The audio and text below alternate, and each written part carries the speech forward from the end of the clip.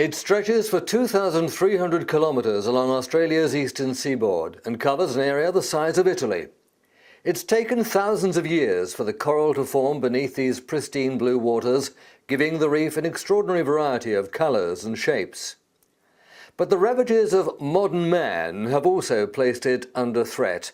A combination of pollution, coal port development, industrialisation and climate change have put this unique marine environment at risk.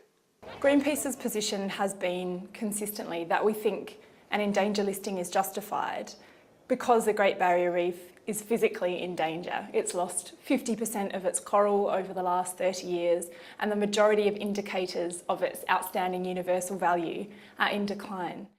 Conscious of the need to protect such an important environmental asset, the Australian government has spent the past 18 months trying to persuade the World Heritage Committee not to put the reef on the in danger list.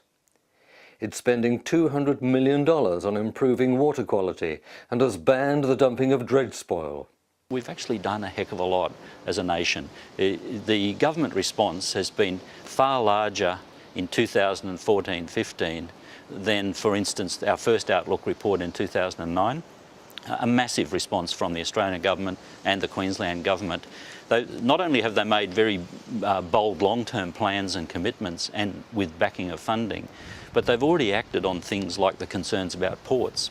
The Federal Minister has banned the dumping of major dredge spoil, this is the material to make harbours, in the 99% of the World Heritage Area. While UNESCO's draft recommendation to the United Nations suggests the reef will not be listed as endangered when the World Heritage Committee meets in Bonn, environmental groups argue the battle is far from over.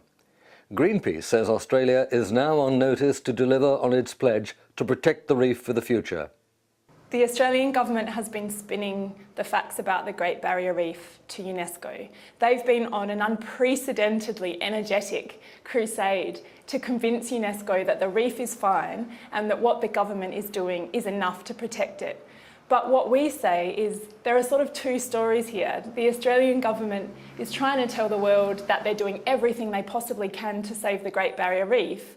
But on the other hand, they're expanding the coal industry, which scientists say will make it impossible to look after the reef.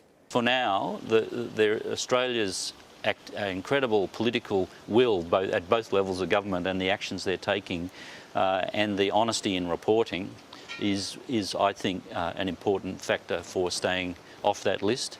I hope that continues into the future. To the extent the authority has a role, we'll be making sure that we're doing everything Australia can. Whatever the World Heritage Committee decides, there's no doubt that the Great Barrier Reef will continue to face long-term risks.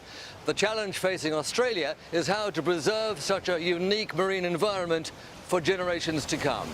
Roger Maynard, Channel News Asia, in far north Queensland.